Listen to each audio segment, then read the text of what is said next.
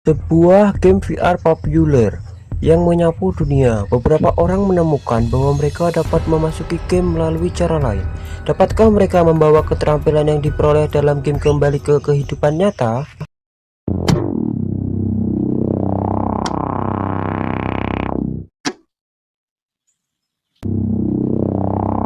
Ini kelanjutan dari part sebelumnya. Shin pun berpindah di rumah yang ditinggali Tian saat ini. Terlihat Tian yang sedang habis olahraga, sepertinya habis jogging. Di situ ada Kian. Kian pun lalu bertanya, "Kenapa kau bangun pagi sekali? Apa kau latihan?" tanyanya. Anjir, ini si Kian ini cantik banget, menggoda anjir. Tian pun mengambil segelas air lalu meminumnya.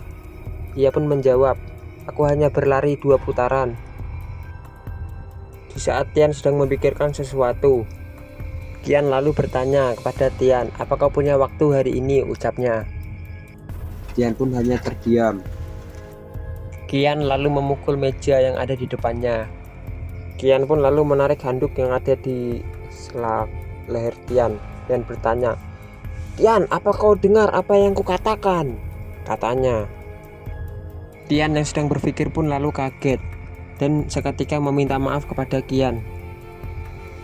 Kian melihat tingkah laku dari Tian. Ia pun menarik nafasnya dan berkata, "Lupakan saja. Hari ini kita punya kompetisi lagi dengan kelas kimia. Apa kau mau ikut?"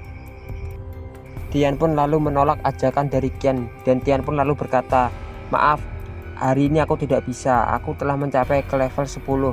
Jadi aku perlu mengganti kelasku di room utama," ucap Tian. Kian pun lalu menanggapinya dan berkata, "Semoga beruntung." Shin pun lalu berpindah ke Tian yang sedang login ke dalam game. Tian pun lalu melihat sebuah patung yang mirip dengan seorang legenda bernama Delina, sang penyihir api legendaris yang mengorbankan dirinya sendiri untuk menyelamatkan City of Runes dari serangan besar para undead. Setelah itu, Tian pun melanjutkan perjalanannya. Tian pun lalu mengingat perkataan dari penjaga kota bahwa pelatih kelas ada di tempat selatan bagian pojok barat kota. Tian pun lalu akhirnya menemuinya. Tertulis City of Runes Assassin Class Trainer, artinya tuh pelatih kelas assassin. Tian pun lalu menghampirinya. Orang itu pun lalu bertanya, "Apa kau ingin menjadi seorang assassin?" Orang itu pun lalu memberikan sebuah pertanyaan kepada Tian. "Apa yang paling penting untuk menjadi seorang pembunuh?" tanyanya.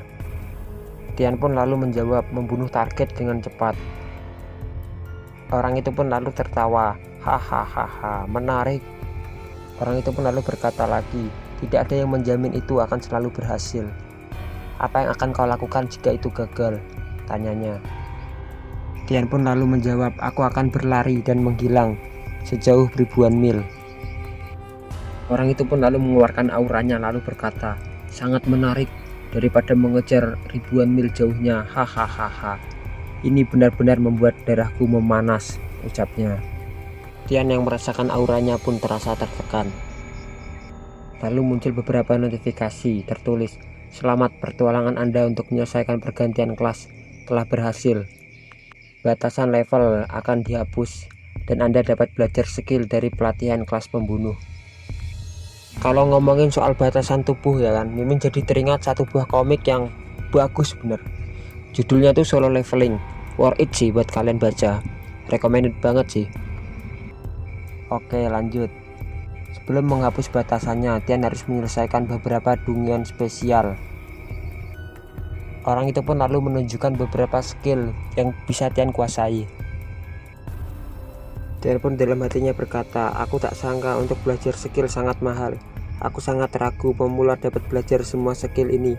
Untung aku sudah siap, jadi aku punya uang yang cukup."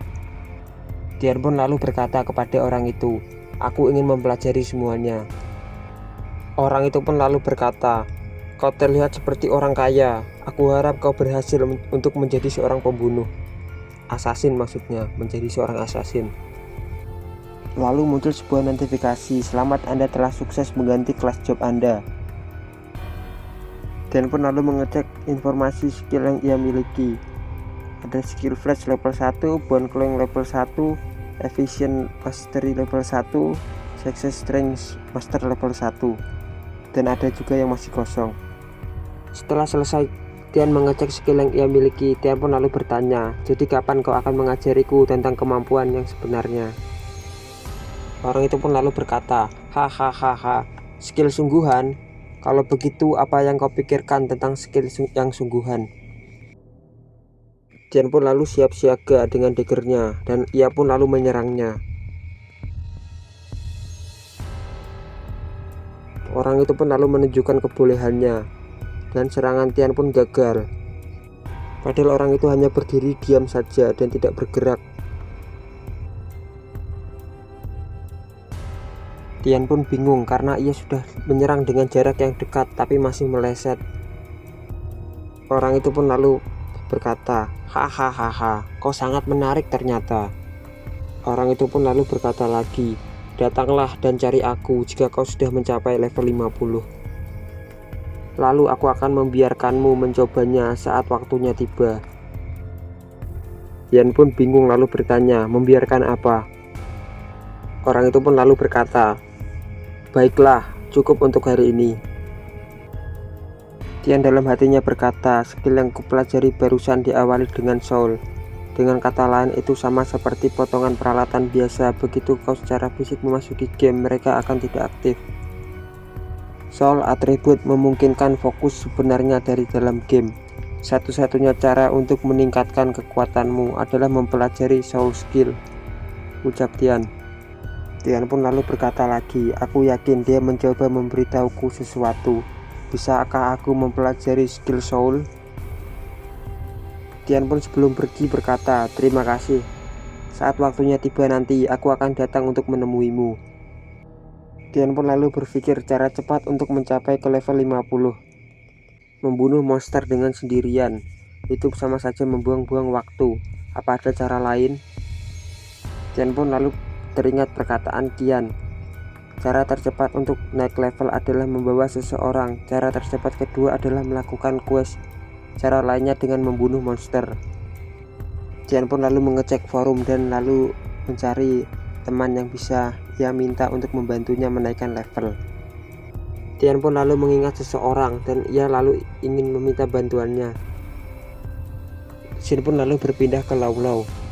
Laulau mengajak penontonnya untuk menontonnya yang akan bertanding sebentar lagi.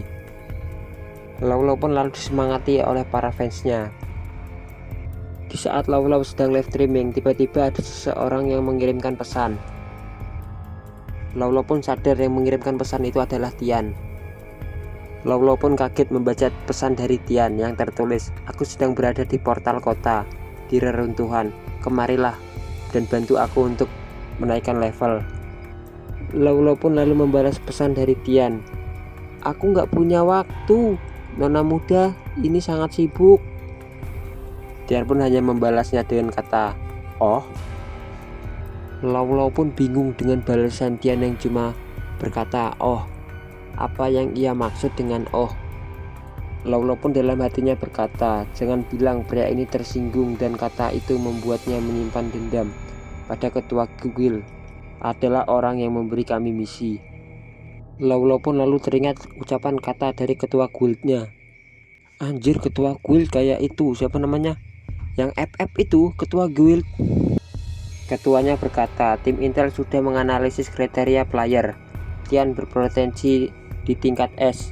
Dari semua orang yang ada di distrik, dia urutan ke-41 yang memiliki potensi. Ketuanya pun lalu berkata lagi, aku tidak peduli dengan metode apa yang harus kau gunakan, tapi kau harus meyakinkan bahwa ia harus bergabung dengan guild kita. Setelah itu Kian pun membalas pesan dari Tian dan berkata, bagaimana jika aku pergi mencarimu setelah pertandinganku selesai? Itu sekitar jam 3 atau 4 sore. Tian pun lalu hanya membalas, oke. Tian pun akhirnya lega karena ia telah menemukan seseorang yang akan membantunya untuk menaikkan level. Jadi sekarang ia hanya perlu membiasakan diri dengan kota ini. Tian mengingat perkataan dari masternya yang memberitahukan bahwa jika kau ingin mendapatkan informasi yang bagus, kau harus mencarinya di bar. Masternya berkata, kau bisa menemukan anggota guild assassin di setiap bar. Kau bisa pergi ke sana untuk mengambil misi atau mencari informasi selama kau membayarnya. Tian pun lalu teringat dengan ucapan masternya. Kau juga harus ingat Tian, kalau mereka hanya ingin dua hal. Masternya lalu berkata lagi, yang pertama mereka akan mencoba menaikkan harga setinggi-tingginya. Yang kedua mereka akan mencoba mendapatkan informasi tentangmu. Jadi kau harus berbicara sesedikit mungkin untuk membuat sebuah kesepakatan dengan anggota guild assassin. Sebenarnya simpelnya tuh gini, kalau misalnya kita kan di bar tuh cari informan, kita tuh jangan sampai identitas kita tuh bocor, nanti kita bisa kena imbasnya. Biasanya tuh gitu kalau mimin nonton di film-film detektif gitu. Udah dulu ya, kelanjutannya nanti dilanjutkan kapan-kapan gitu ya, besok apa besoknya lagi gitu. Kalian juga bisa baca komiknya sendiri biar lebih jelasnya. Terima kasih buat teman-teman yang sudah menonton video ini sampai habis. Admin pamit, sampai jumpa di part selanjutnya.